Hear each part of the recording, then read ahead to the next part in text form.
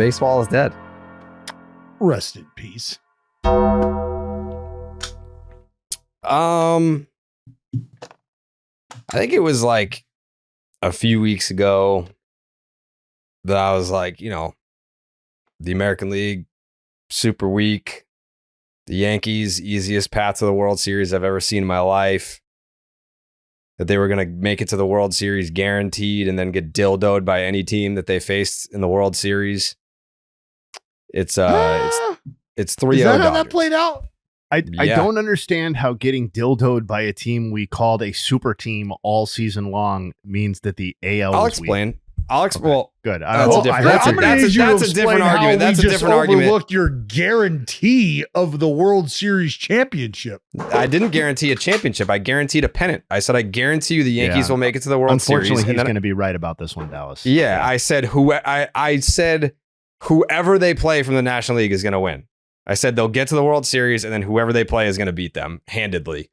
I had people that watch/listen to this podcast say my anti-Yankee bias was ruining the podcast. I should be removed from the show for these takes.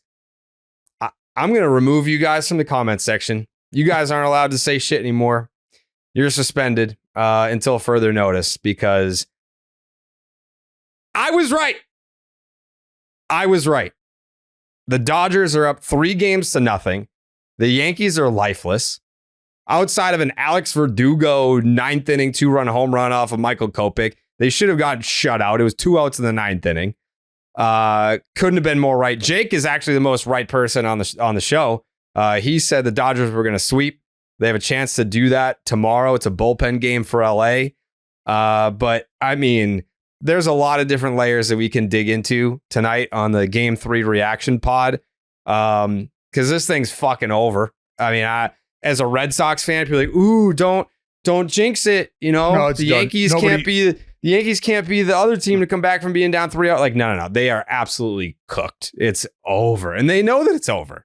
Well, weird stuff's happening in the sports world right now. Well, I mean, the Jets are the first team in football history to put up the stat line that they put up yesterday and lose the football game. Very tough to do. Hadn't been done before. It has now been done. Not saying that is going to ring true in the baseball world, but I think when going back and looking at this game, it starts with Walker Buehler. Walker Buehler is the story in this game. Simply put, before we could really, I think after the 3rd inning is when we got a grasp on like Walker Buehler is dialed in. I think it was Freddie Freeman. The 1st inning 2-run home run, like that, the Yankee crowd that we kept hearing about, oh, the Bronx Zoo, when they get back to the Bronx, the crowd's going to be deafening and it's going to breathe some life into them. Freddie was like, the fuck you are. Like that 1st inning home run took the crowd out for the rest of the night. Like they never had a chance to get loud. They got loud during the fucking pregame introductions. And then Fat Joe did his best to take the crowd out of it. If it wasn't for Derek Jeter throwing out the first pitch and Aaron Judge being so bad that it prompted cheers during the fucking pregame introductions, I don't think the crowd would have made a peep all night. You can start there. You can start with Fat Joe rocking his Timbs on the fucking mound. That's what happened. Oh my God. Is someone told him I was worried about your health. There's a mound out there. He's like, fuck, I got to have hiking boots. There's a mound. I'm going to be on a mound. How do they treat a mound? What do they? How do they treat brain aneurysms? Like, what did you do for that, Dallas? You want it here? I'll show you. Put it like this. Here, I'll give you the video. And I listened to it. I was like, I can't tweet that. I can't. Guys blowing up the grounds crew guy at Yankee Stadium. Be like, how the fuck are you going to allow this? Yeah, this is what I sounded like while it was happening. What in the absolute? What are you doing? Get off the mound! Why didn't you tweet that? Get off the mound! What in the absolute? He doesn't want. Why did you not tweet that? That's your whole brand, dude. Like, I can't tweet this. I can't have people think I'm the get off the mound guy. No, I was. Doesn't want to get on the wrong side of Fat this is not the terror squad. Right. This is not that real. What this is about? I couldn't believe Dallas, that's insane. Because that's honestly, insane to what withhold happened, that. No, it was happening, and I was recording it, And then I was like, you know what? No. I want a better image. I want a better shot of him fully on the mound, because the video that I have doesn't really show like his feet on the mound, and the fact that he's standing on the fucking rubber, like it doesn't show that. So crazy. I waited, and sure enough, they fucking delivered. And I got the greatest shot I could have got of Fat Joe on the fucking mound, pointing out to right where Frederick Freeman dropped dick to take said crowd out of the ball game. Fat Joe did not deliver. Freddie Freeman did deliver, and Walker Buehler delivered shortly thereafter. Yeah. And that's how this whole thing unfolded. Yeah. Underdog actually delivered as well. We're going to have some picks coming out before Game 4 of the World Series. October is when legends are made. Begin your road to greatness on Underdog, where you can make picks on all your favorite players' stats. All you have to do is choose higher or lower on things like strikeouts, total bases, and home runs. You can win up to 1,000 times your money playing their pick'em game. Sign up for Underdog using promo code Jared, that's Jared, and you'll get a free pick as part of your first cash entry, plus up to $1,000 in bonus cash when you deposit. Again, that is promo code Jared. Cash in on every home run during the playoffs with Underdog. A lot of people cashed in on that Freddie Freeman home run. That's 5 straight games in World Series play with a home run for Frederick Freeman. It was weird. Maybe it's not weird. I don't know. When Freddie Freeman hit the home run in the first inning to make it 2-0, I kind of felt like the game was over, and it essentially was. Obviously, Alex Verdugo hits the home run to make it 4-2 ball game, so it wasn't enough. But it's the butterfly effect. Things like happened differently had it been 2-0 in the 9th inning, and that's all they needed. But it just, I tweeted tonight during the game that even as a neutral fan watching the World Series, it makes me uncomfortable. And it's weird when Aaron Judge comes to the plate and I feel relief. Like, nothing's going to happen here. Like, thank God we got to this part in the lineup where Judge is up, because ain't shit going to happen here. He did walk. He put the ball in play a couple times, only 1 strikeout tonight, but really nothing doing for Judge. An off night for Juan Soto. And I mean, they were 1 out away from getting shut out. I mean, you work that part of the Yankee lineup and you have success against them. It's like, who else is going to hurt you? Like, okay, Alex Verdugo, the number 9 hitter, hit a fucking meaningless home run in this game. Outside of that, like, it was just lifeless. If I were a Yankee fan spending, let's call it $2,000 to go to that game, I'm second guessing my whole life right now. Like, that's like a month's rent to a lot of people. $2,000 to go to a World Series game. Home game 1. You're like an inning and a half into the game. You're like, the whole fucking World Series is over. We just saw the opening introductions to the World Series and the whole fucking series is over. I don't know. I mean, I guess if I were a Yankee fan, I would have had more optimism, but I'm not. So I looked at it objectively. People can say that I looked at it from a biased point of view. I looked at it objectively. I was like, the Dodgers are going to dildo the Yankees. And that is what we've seen so far. Lot to digest there. Freddie Freeman, firstly, like the breakdown, the preview of this World Series that we did on this podcast, and basically every written or digital TV word that was spoken about this World Series said nothing about Freddie Freeman's potential impact, in part other than, will this guy be healthy enough to play? Like, that was the conversation. And that's part of what makes the World Series and baseball so beautiful, is that it was Ohtani this and Mookie this and Soto and Judge and Stanton and that other MVP who had not hit a single home run in the entire month spanning mid-September to mid-October, is now the second player ever to hit a homer in 5 straight World Series games, as Jared alluded to earlier, and has hit 3 in this World Series. Like, it's just, I mean, it's great that he's healthy, and it's great that the Dodgers are getting the optimized version of one of their 3 MVPs.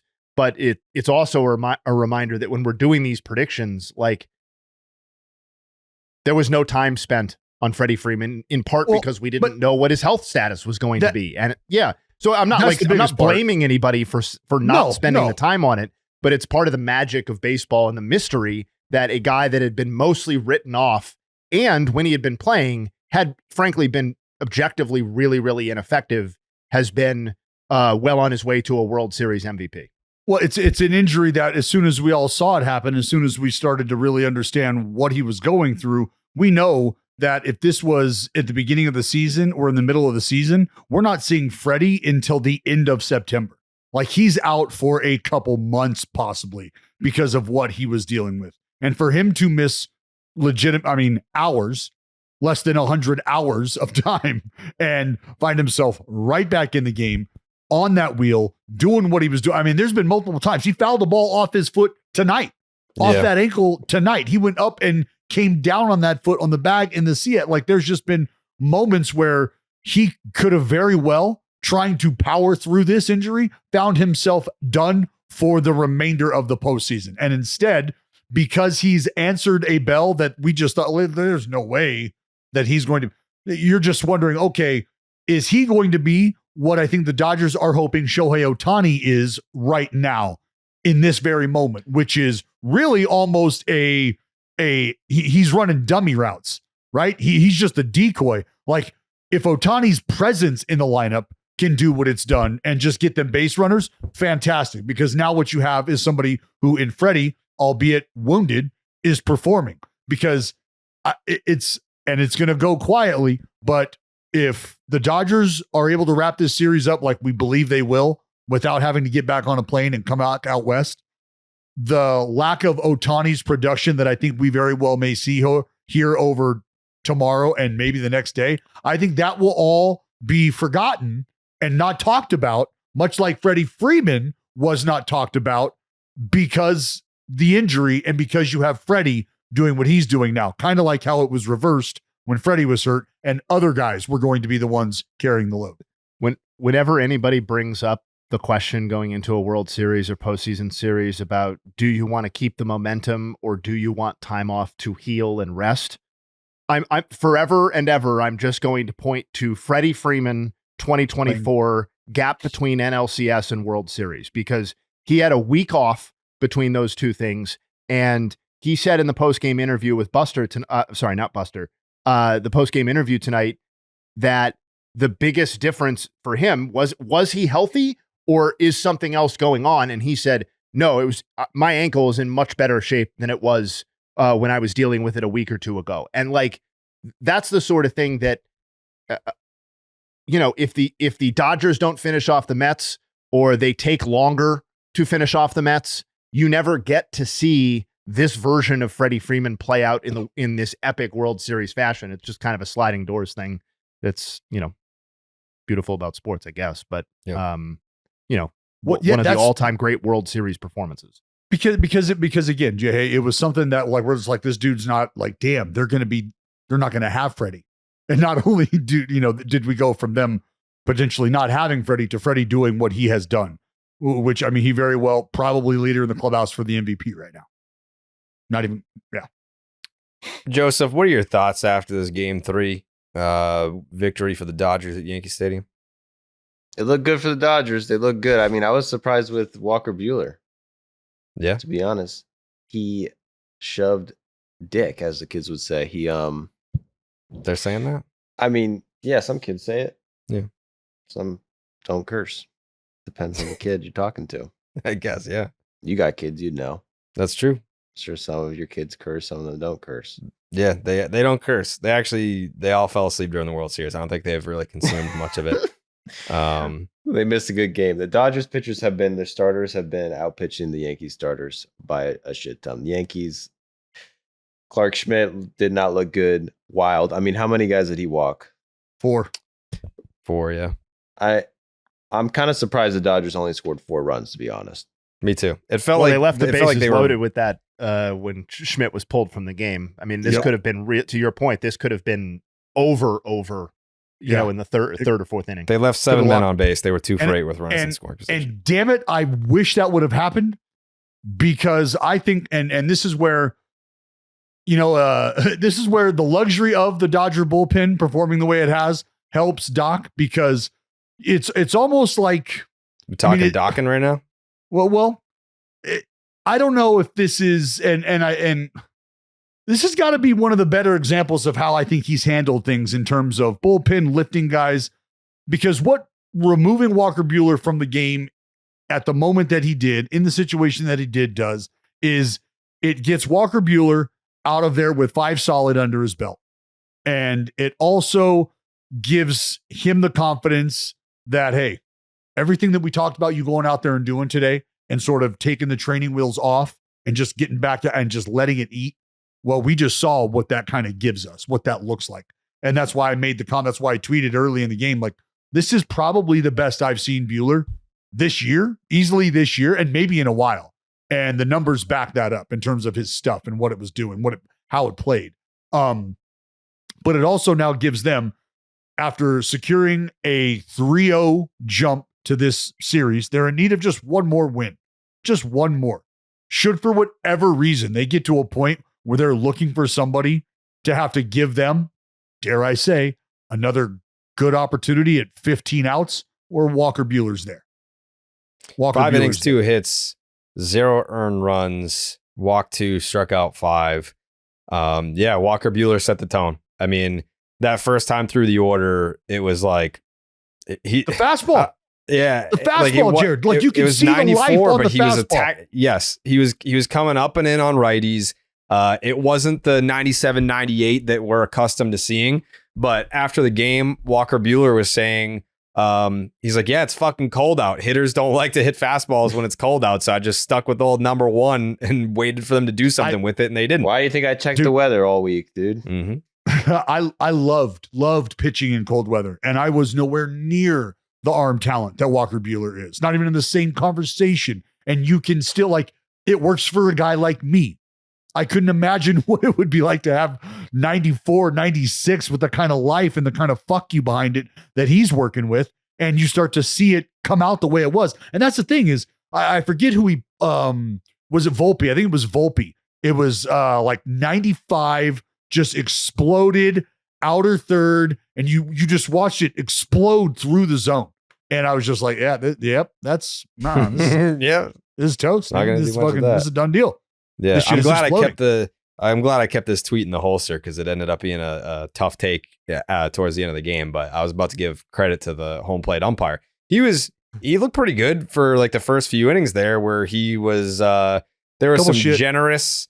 I don't even want to say generous, but like there were some close pitches on the outside edge there to right-handed hitters that he was like, yeah, no, that's a ball. Like those were getting called. To call the Glaber elevated fastball for strike 3.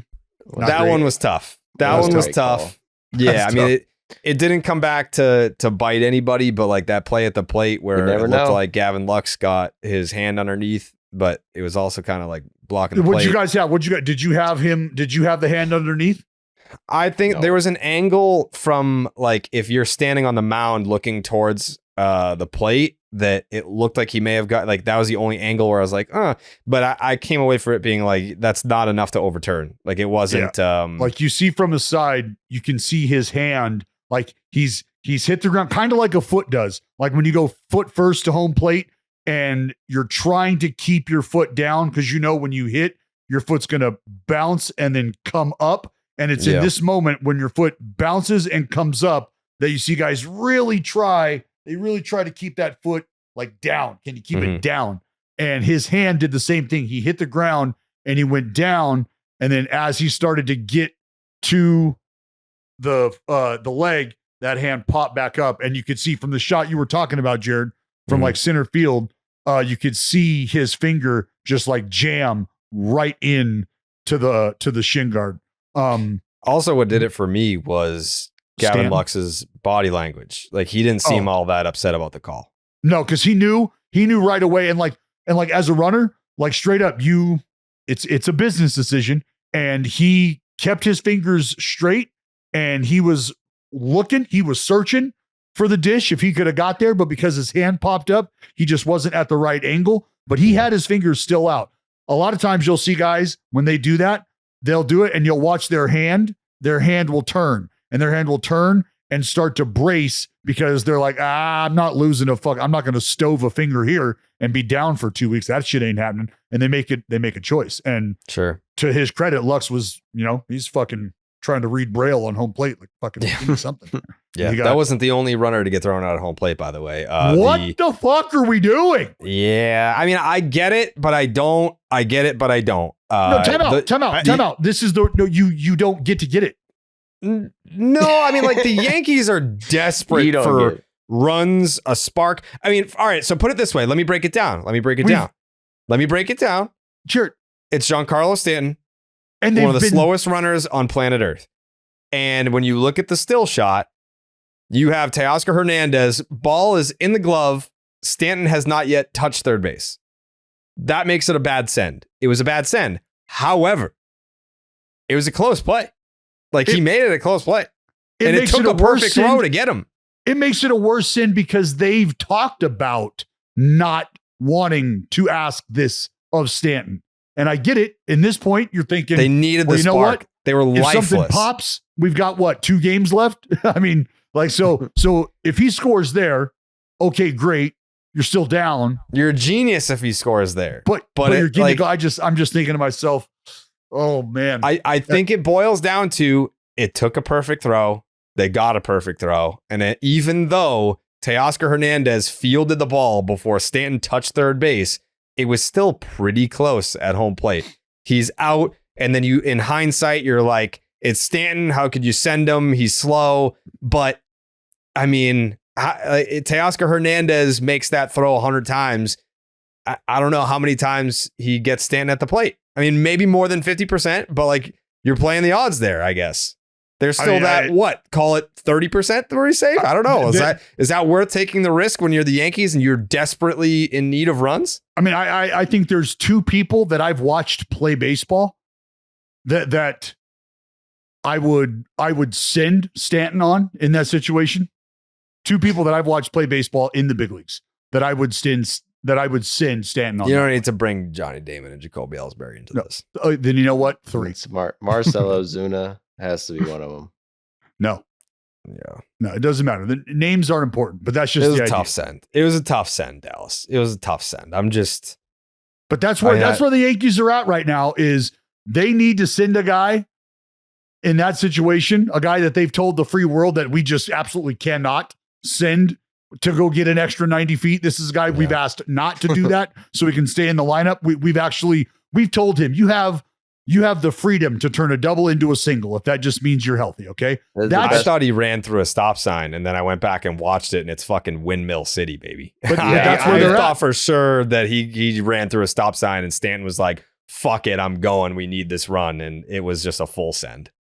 But it was not an enthusiastic send sign, especially for the World Series.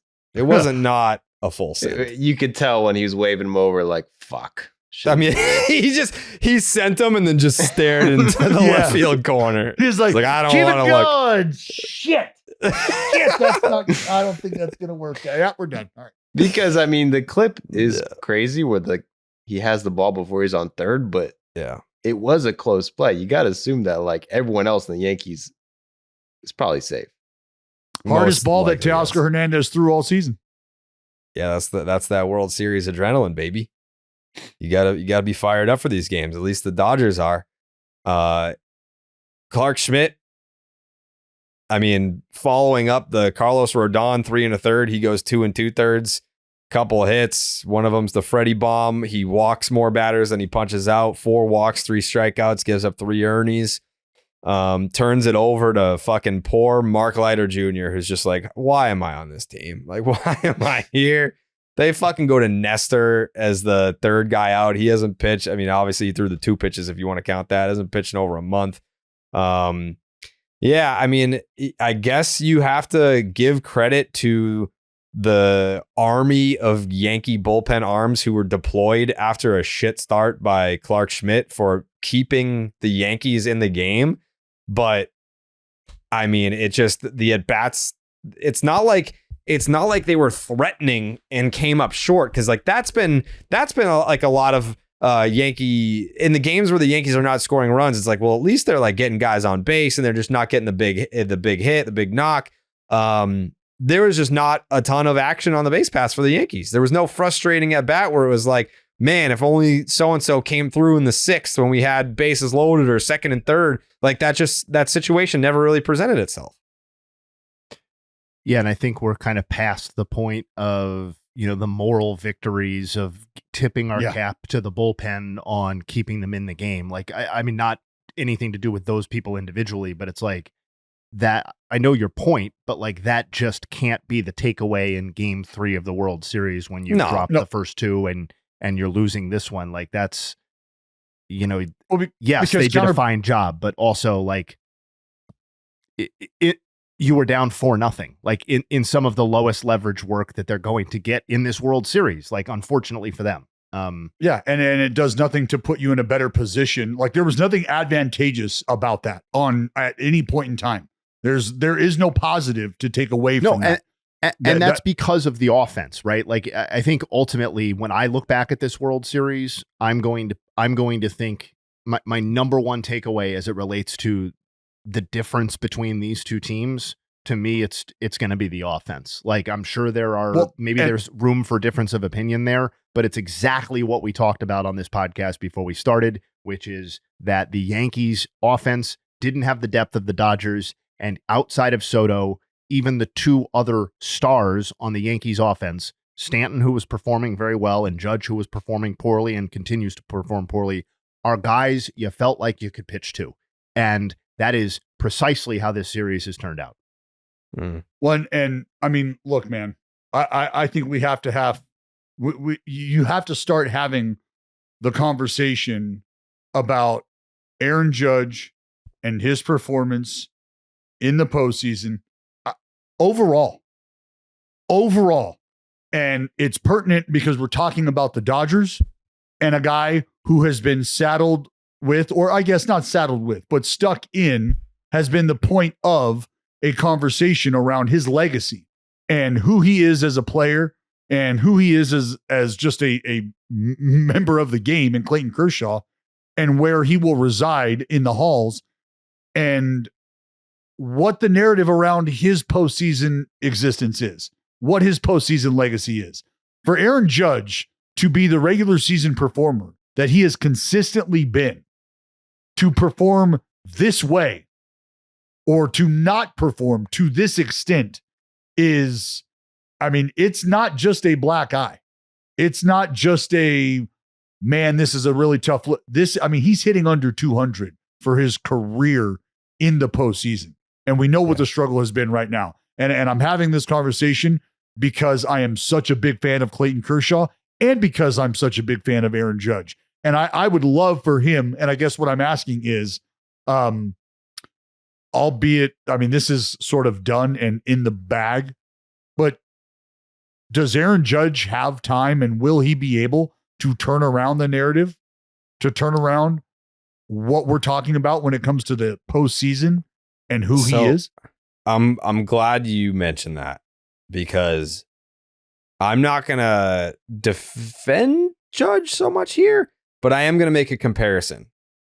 I'm going to make a comparison to another individual who also got a lot of shit for not being a good postseason performer. Alex Rodriguez.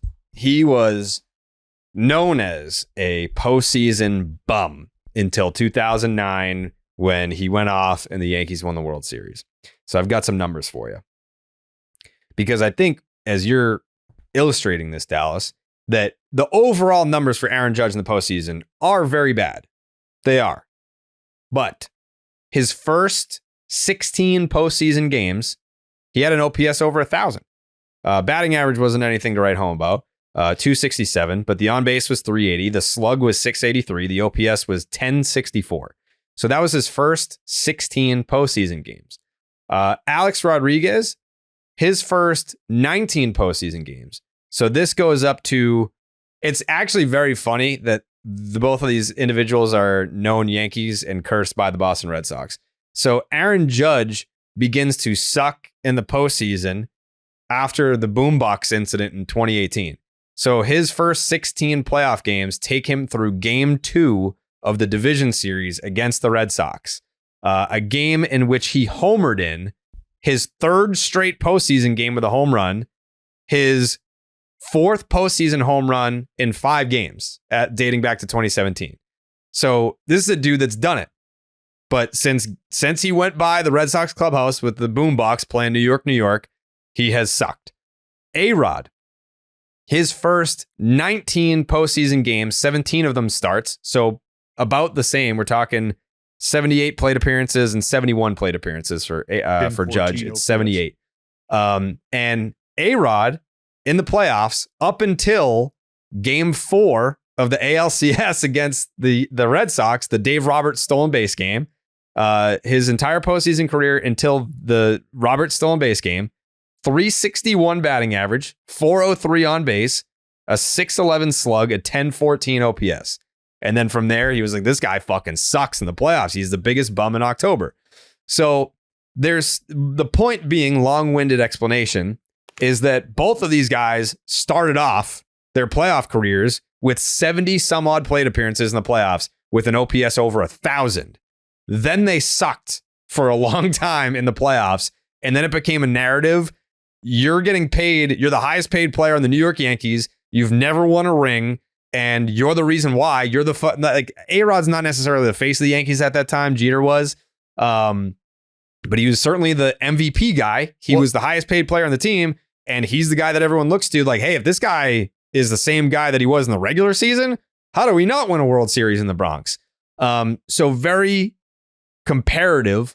So all that to say, there's still plenty of time for Aaron Judge to just flip that switch and have that 2009 run that A-Rod did. And he kind of single-handedly delivered them a World Series title after years of being told, like, you fucking suck in the playoffs. Same thing is happening to Judge. There's not enough time for Judge to change the narrative this time around. But there's if he just has one fucking playoff run where he goes off and he's the World Series MVP, no one gives a fuck about this stretch of whatever, 20 games, however many fucking playoff games where he's been ass. It's been way more than that now that I'm looking at it. It's been significant. Yeah, it's been a lot of games that he sucked, but there is still time. All it takes is one playoff run for Yankee fans to be like, all is forgiven. Who gives a shit about those years that you were terrible?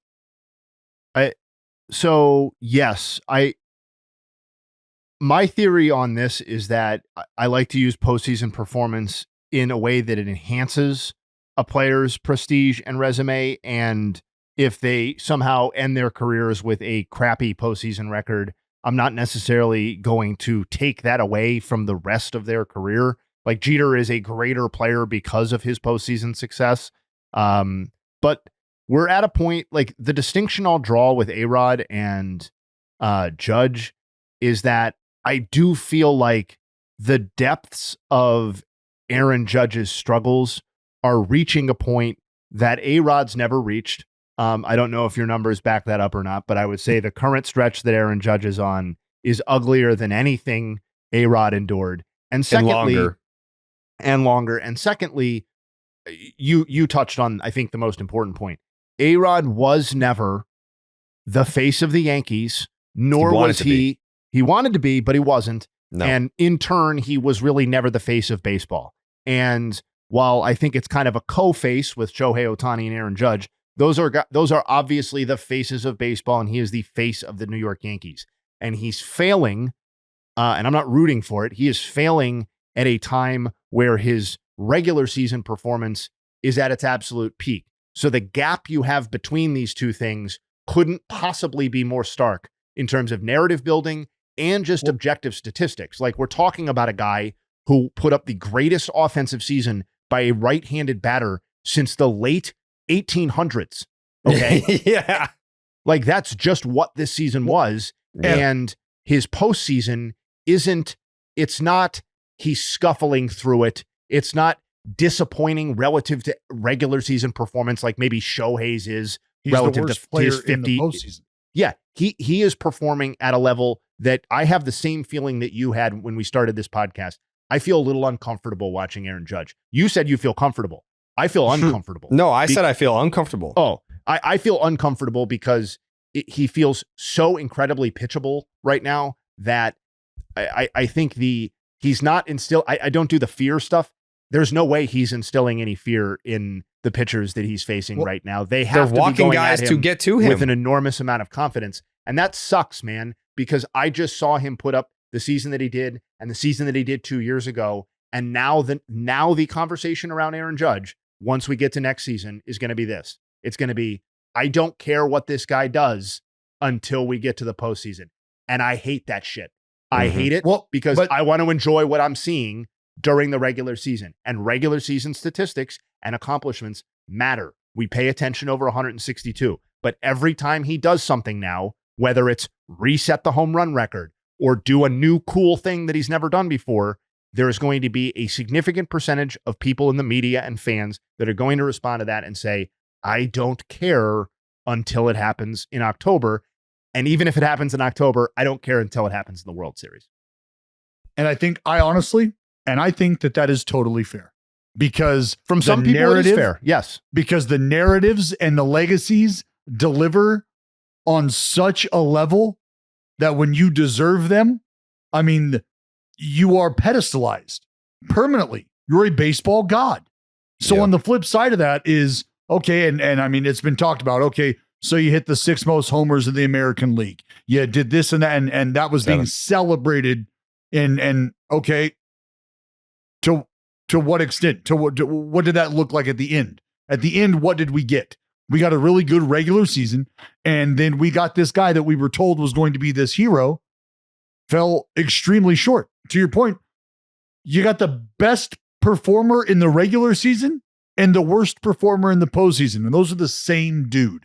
So that is very, very tough. And for the Yankee fans who want Aaron Boone gone, who want Aaron Judge gone, who want all, how else would you look at that? If you're looking at this, if you can put those Yankee fan goggles on, how else do you look at it? Okay, you've given us everything we've wanted in terms of the home run chases and the MVP.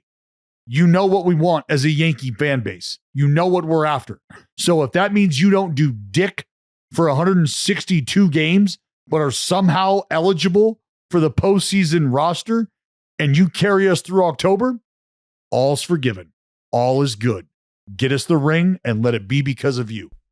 Yeah, I just wanted to say this as being transparent. Yes, I don't like the Yankees. Surprise. I'm a Red Sox fan. I don't like the Yankees. I want them to lose in the World Series, but I love baseball. I don't hate the Yankees so much that I prefer them to get swept in the World Series.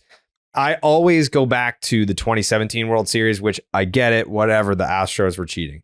The 2017 World Series was fucking awesome because it was basically a dynasty Astros team at the height of their powers. And the Dodgers, who have been on this run of going to the World Series now 4 times in 8 years, going head to head in a best of 7 that went 7. And the games were absolute fucking, it was a heavyweight boxing match where they just went back and forth with haymakers for the whole series and in the games. Like the games were back and forth exchanges of haymakers. I wanted this World Series to be that. I want Aaron Judge to have an OPS of fucking 1,500 in the World Series. I eventually want the Yankees to lose Game 7 in a heartbreaking defeat. Yes, but I don't get, as a Red Sox fan, I don't get any enjoyment out of watching Aaron Judge struggle in the playoffs, especially in the World Series. I don't get, like, I would get far more enjoyment as a baseball fan watching this series go 7 and the Yankees losing Game 7 than them getting swept in 4 games. Like, it's like, as for an entertainment value, like all the hype around this World Series, and Shohei did a fucking awesome job illustrating all the reasons why we should have been excited for this World Series at the beginning. It's like all the commercials leading up to it. The Yankees and Dodgers hadn't even clinched yet, and the commercials were Aaron Judge and Shohei Ohtani. It's just like, you know, and then the context that you put it in, Shohei, of when is the last time that we saw the 2 best teams from each league go head to head with the fucking best players on planet Earth on both teams going at each other? Because when it was 2013, that was the last time this happened. The Red Sox were in last place the year before. They yes, they had David Ortiz and Dustin Pedroia, but like it wasn't like holy shit. Look at like they have like the MVPs, like multiple MVPs on their team. Like it wasn't that. It wasn't this. Like this World Series was supposed to be different. It was supposed to be special, and like the fact that Aaron Judge has been so terrible that's probably the biggest outside of it being 3-0. Aaron Judge being this bad has sucked a lot of the fun out of it for me. There's no question. And just to like reference the piece that I did, like when in my head, you're thinking, I mean, baseball is an entertainment product, right? It's a story builder. That's like, we're all here for the fabric of the game stuff. And when you have two Titans going head to head, teams and players represented by Judge and Ohtani, the story isn't good if one of those Titans fails immediately, or there is no dramatic like crescendo where like the decision is made. I'm fine with Aaron Judge failing. I'm fine with Shohei Ohtani failing, but I want that failure to come in a moment of tension, right? Like if Aaron Judge strikes out with the bases loaded in the bottom of the ninth in Game 7, I'm not going to get on this podcast and say, "Oh, shucks, like that's Aaron Judge, like what it would be." Yeah, man, he didn't come up in the biggest moment, but god damn, did we get the moment we were looking for? Like the tension was there, and we're not going to get that. And even the times where he's come up to the plate, it feels like the narrative is so strong, and frankly, his performance is so bad that like it's been pre-sucked. You know what I mean? Like the tension has dissipated to a point where he's not even drawing that in his at-bats anymore.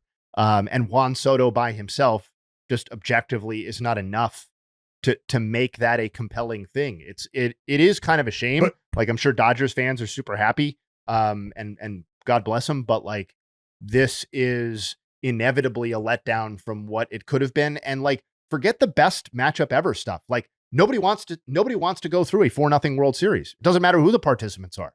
Doesn't matter how many stars are participating. They're just lots of good games are better. And we are very close to getting a 4-game sweep or possibly a gentleman's sweep if the Yankees can manage something. Dallas, go ahead. Sorry. No, it's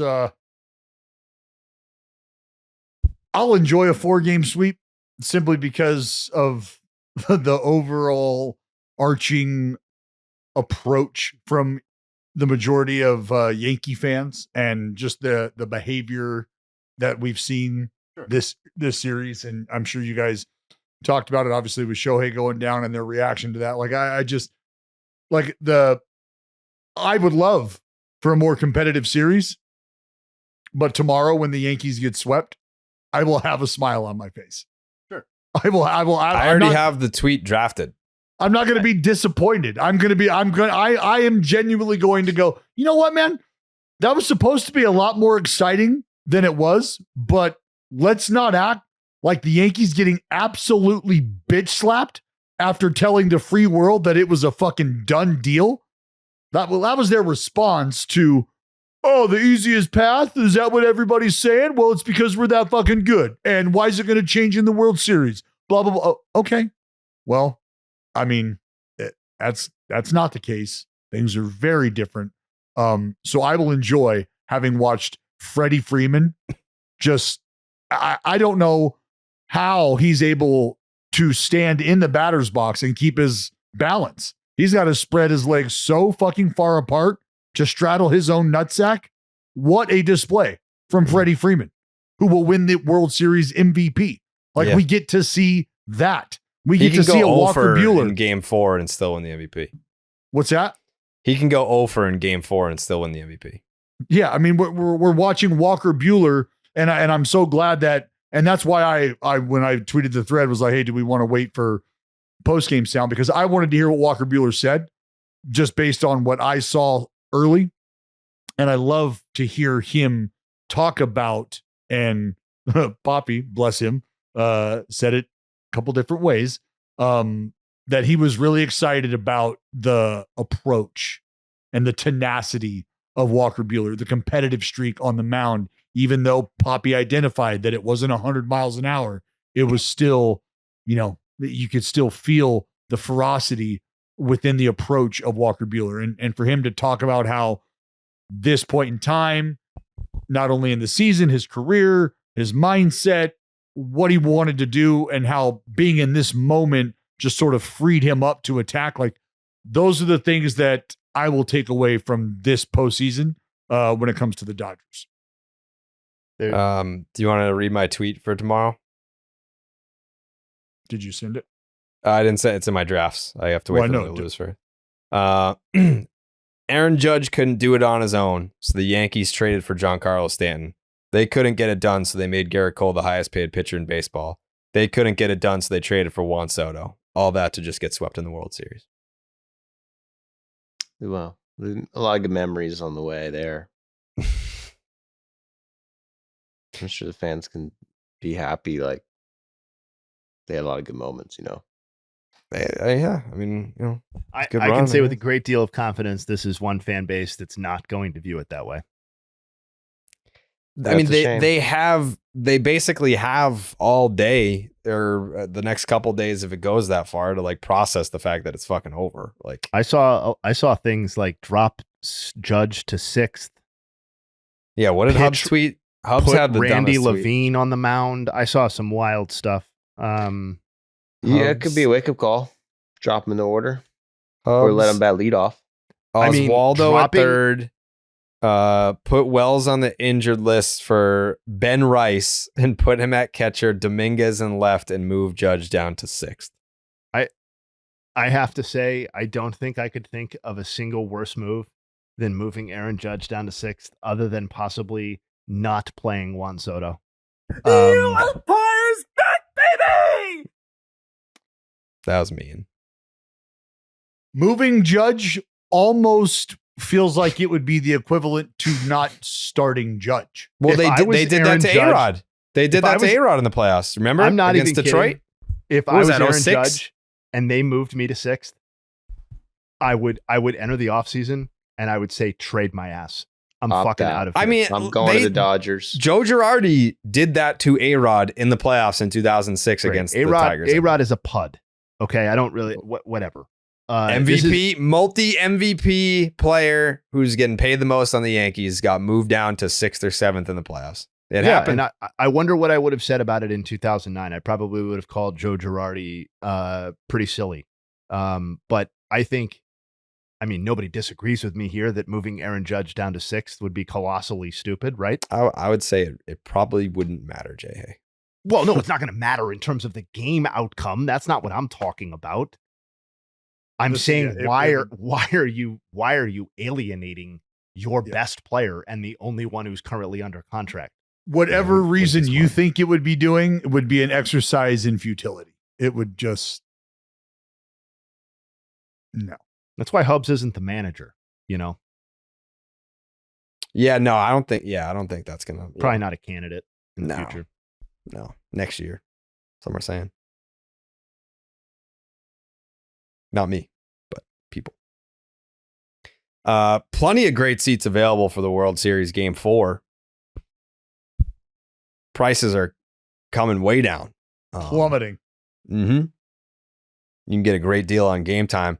Game Time is an authorized ticket marketplace in Major League Baseball, which makes getting tickets faster and easier. Prices on the Game Time app actually go down the closer that it gets the first pitch, with killer last-minute deals, all-in prices, views from your seat, and their lowest price guarantee. Game Time takes the guesswork out of buying MLB tickets. I would suggest this. If you're listening to this, just, give it a little time. I bet you those Game 4 tickets are going to be super affordable for you. They're not going to be the, we're talking about the most expensive World Series of all time. Game 4 figures to be very inexpensive. Comparatively speaking to what the prices were just, 48 hours ago. The curation makes it easier to save more on sports, concerts, comedy, theater, and more. You can save even more with their flash deals with exclusive in-app deals on select seats ahead of the game or the event. Their zone deals save even more when you choose a section and you let Game Time choose the seats for you. They've got all-in pricing. That feature will show you the total upfront with no surprise fees at checkout. You can get a panoramic view from your seat in the app before you buy your tickets. And the lowest price guarantee or Game Time will credit you 110% of the difference. Your purchase is covered with the most flexible customer service policy in the ticketing industry today. Take the guesswork out of buying tickets with Game Time, with Game Time Picks. Download the Game Time app, create an account, use the promo code BID, and that'll get you $20 off your first purchase. Terms apply. Again, create an account, use the promo code BID for $20 off. Download the Game Time app today. Last minute tickets, lowest price, guaranteed.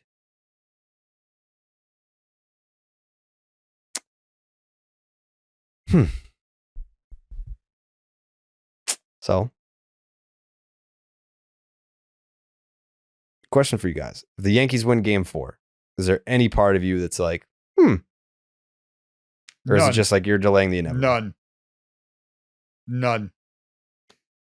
There's What nothing. What if they win Nothing. game 5?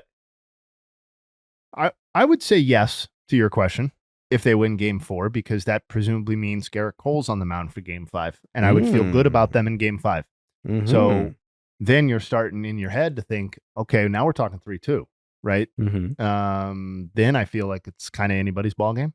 But no, I don't think they're going to win the series. Well, you're going to have to get past Honey Walls. Yeah. There. Is he going to pitch? They're saving him for the last out. He's Yeah, pitch tomorrow. I guarantee it. Just Not gonna need him. to get the last out. They're not going to need him.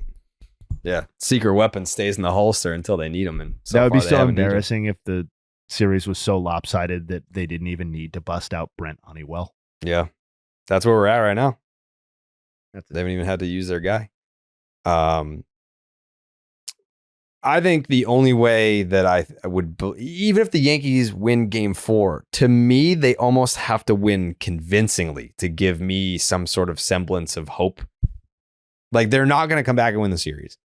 But to make it a series, to make it interesting, like if they win 3-1, it's like, all right, it was a bullpen game for the Dodgers. Like, their offense had an off night, whatever.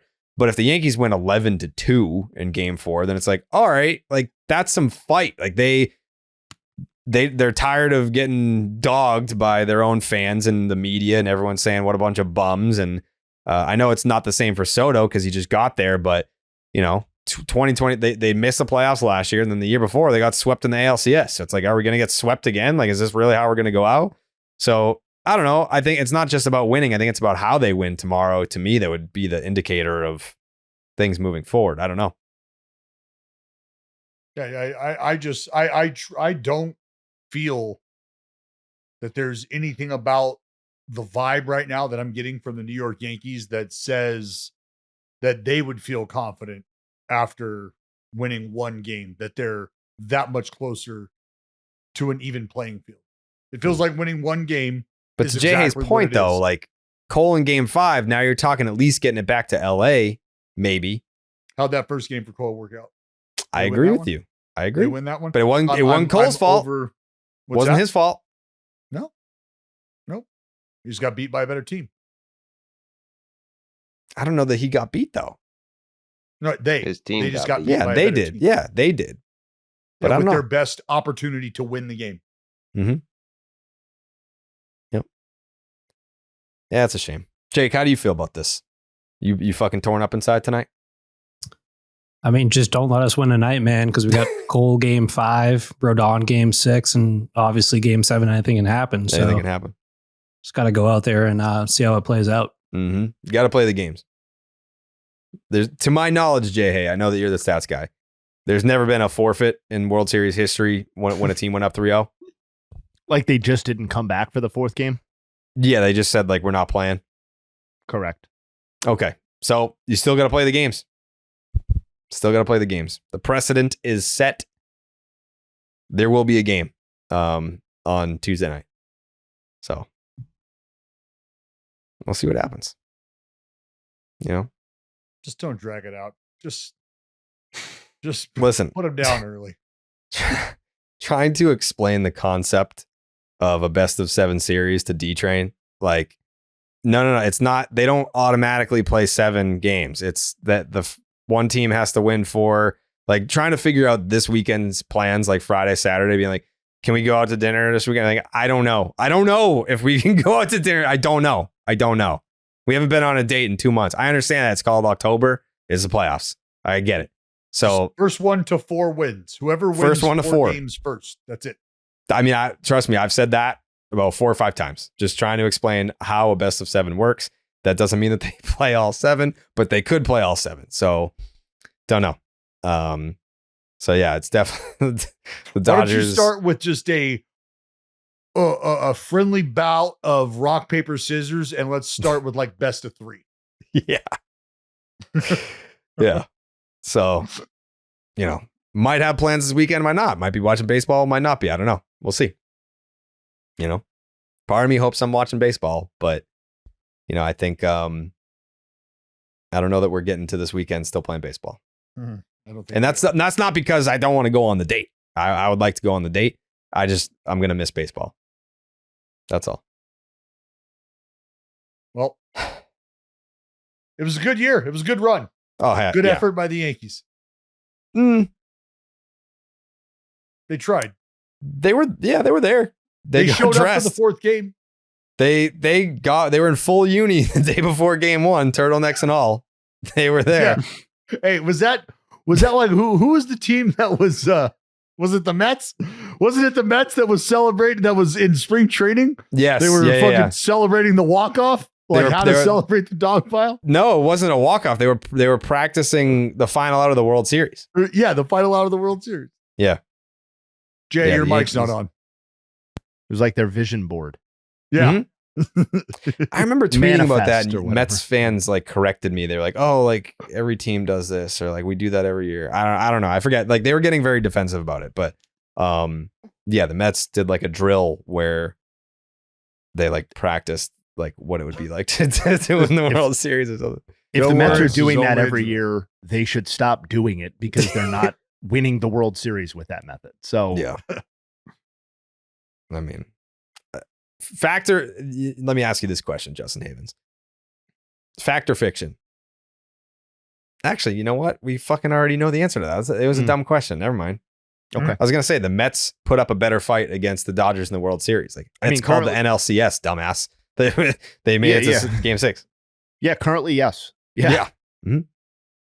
Oh, yeah. I mean, I think that was about as lopsided as a 6-game series can be. But they unequivocally put up a better fight. They won 2 games. They did. Mark Vientos had a lot to do with that. Feels like. He did.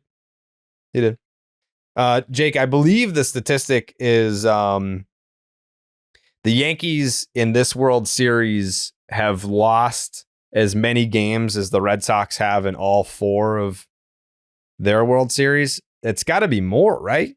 Yeah. No. Yeah.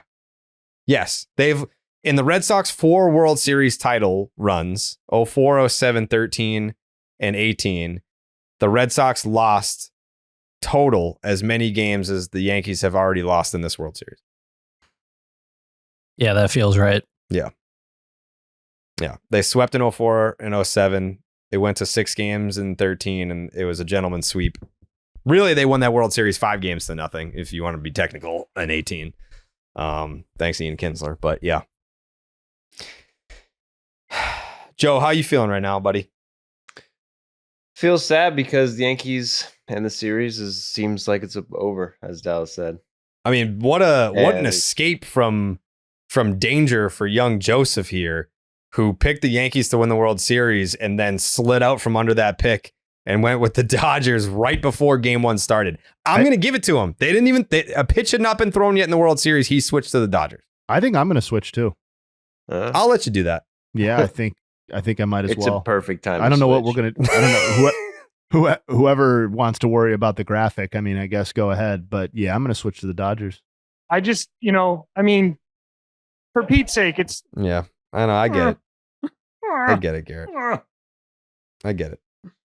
It's okay, buddy. Come on. Yankees lose. Again, like, it's not an anti-Yankee podcast. It's just they are not playing well in the World Series. Which No, we'd have nicer some people things. on this show tried to warn everyone was going to happen. I believe someone took the sex toy dildo and made it a verb to try and describe what was going to happen in this World Series. I believe someone said that they were going to get dildoed in this World Series. That was But Jake. listen, 4-0. 4-0 sweep. Good call. It's not Jake. over yet, Joe. Mhm. It's not over. You got to play the games. You got to play the games. And they're going to be playing a game on Tuesday night for all the marbles. That's And, tomorrow. that's tomorrow. Yeah. Well, it's tonight. It's 1:17 in the morning right now. What a night. 1:17 in the morning. Jay, hey, do you have any nugs to take us out? Yes, I do. Please. We talked about the quote from Walker Buehler about it was cold out and people don't like to hit fastballs. Walker Buehler's 45% four-seam fastball usage tonight, which was 34 of his 76 pitches, is his highest four-seam usage in a start since June 10th, 2022. Ooh. Obviously, he missed the 23 season. Tonight was Walker Buehler's third career World Series start with a game score of at least 66. So pretty arbitrary cutoff, but nevertheless, he's the sixth pitcher in the wild card era with 3 such starts in the World Series, joining Madison Bumgarner, Roger Clemens, Kurt Schilling, Andy Pettitte, Josh Beckett. Freddie Freeman and A lot George of Red Springer. Sox. Yes, sir. Freddie Freeman and George Springer are the only players in history to homer in 5 consecutive World Series games. Obviously, Freddie's streak extends back to 21. One of the most important stats of the night, I don't know if you saw what Alex Verdugo did. I saw it. A 2-run homer in the bottom of the 9th inning when down by 4 or more runs in World Series history. He's the third player to do that. There's some digging for you. Alex Verdugo, Kike Hernandez in the Game 4 of the 2018 World Series, Mhm. and Al Simmons in Game 3 of 1931. Al. Going back, Big Al. Going back to Walker for a second, Walker Buehler joins Madison Bumgarner, John Lester, and Andy Pettitte as the only pitchers in the wild card era to have multiple scoreless starts of 5+ innings pitched in the World Series in a career. Stand by, please. Clark Schmidt is the first pitcher to allow 4+ walks and at least 1 home run in a start of fewer than 3 innings pitched in the World Series since A.J. Burnett in Game 5 in 2009. That's not first Yankee. That's first anybody. It just happens to be a Yankee. And Aaron Judge will end on a negative note. Aaron Judge, most strikeouts in a single postseason, Yankees franchise history. Aaron Judge now owns the first and third spots on that list from 2017. Would you believe that in 2017, he struck out 7 more times in the postseason than he struck out this year? No.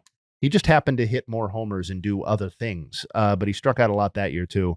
Aaron Judge, Alfonso Soriano in 2003, and Aaron Judge are the 3 instances of 20 or more strikeouts in a Yankees single postseason history.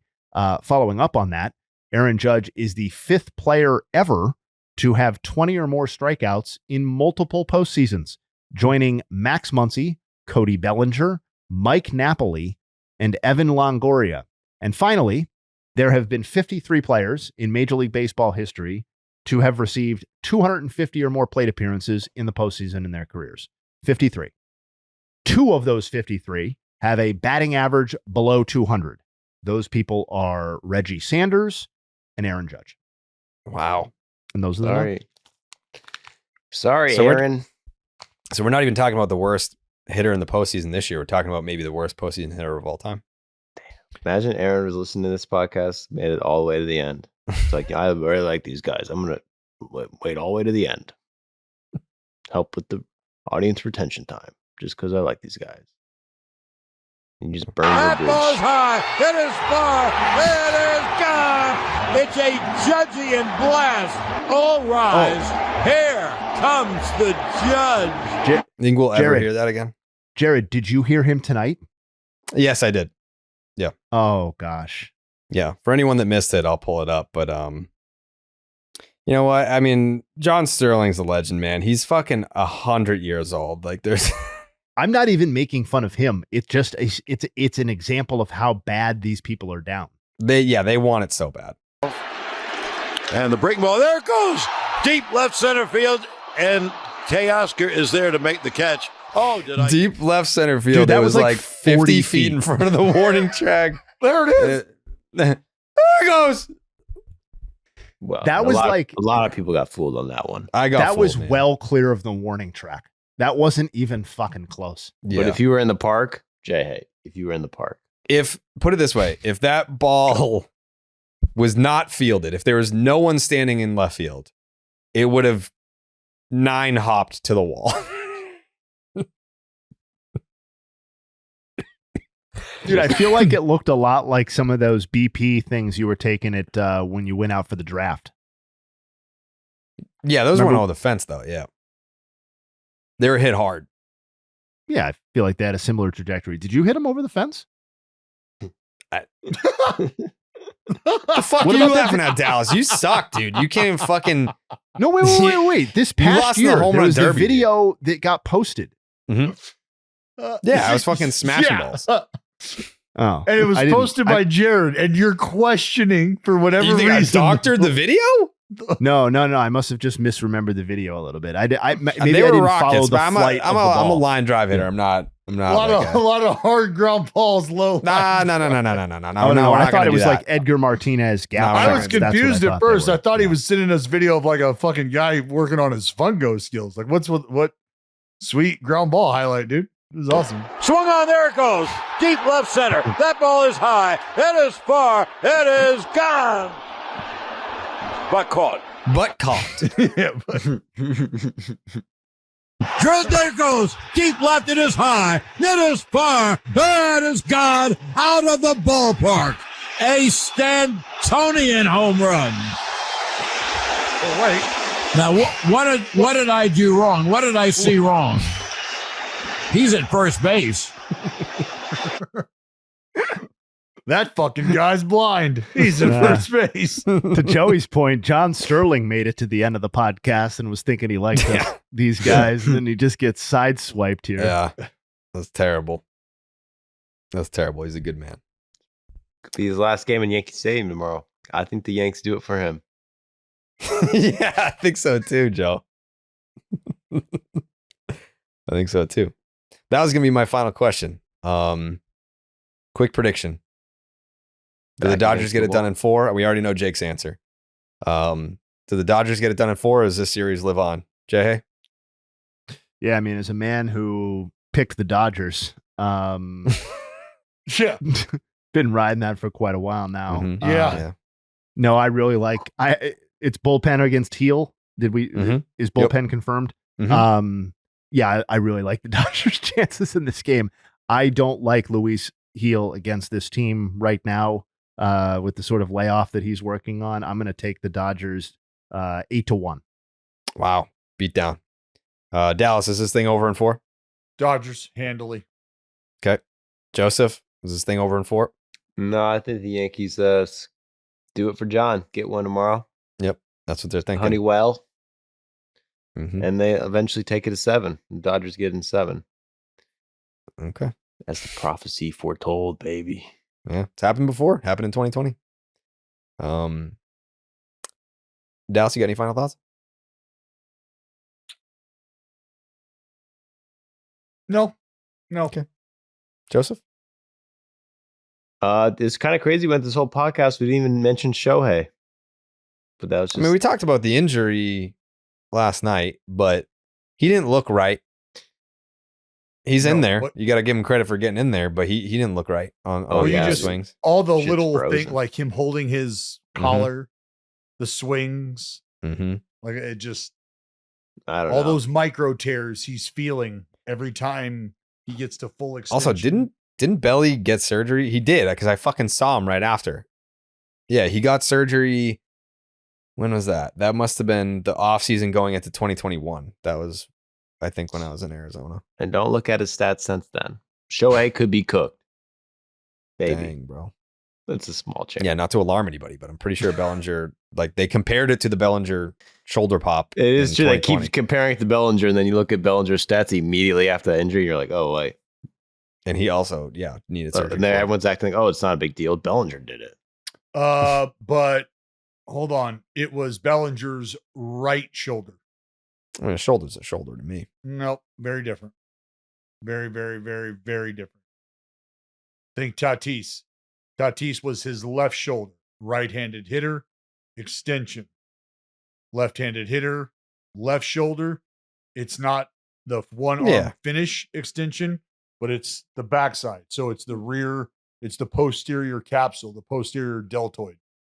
That's why I'll show you. With that shoulder jostling in and out of. Where are these words coming from? What? Makes sense to me. I mean, I've been Dallas dealing waited with the until shoulder myself. 1:30 in the morning to break out the thesaurus. No, go ahead. You You're have cooking. an idea of what the fuck's going on, don't you? Yeah, I'm listening. I'm just impressed. Can I be impressed by you? Yeah. Well, that's what's happening. Oh, my final thought. Bob Guerin, the fucking MVP of World Series Game 3. I mean, this dude, was it Glaber or Volpe?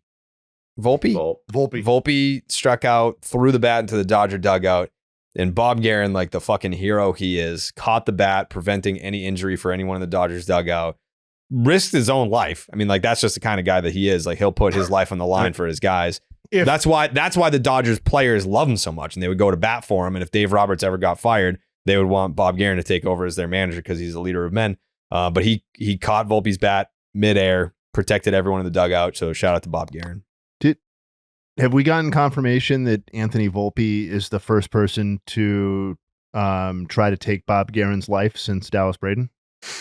I mean, I can't think of anyone else on planet Earth that would want to cause harm to that man. So yeah, No, I would say that's probably a safe bet. Yeah, not that wonderful old grandpa. You saw the response.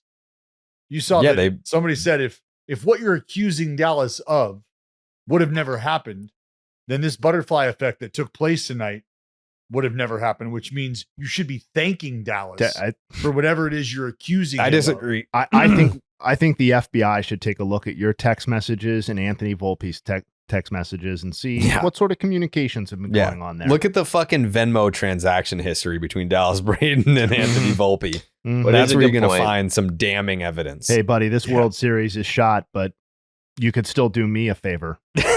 Yeah. You just got a fresh new shipment of bats. Yep. Just He's like, oh yeah, you're not going to get that juicy World Series share, but you could take out Bob Guerin with a bat for me. Make it worth your while if you guys are going to get fucking swept. We're a brotherhood, boys. Mm-hmm. We're a brotherhood. Yep. Yep. Jay, you got any final thoughts? No, just watch your six, Bob Guerin. Yeah. Mm-hmm. Jake's takes?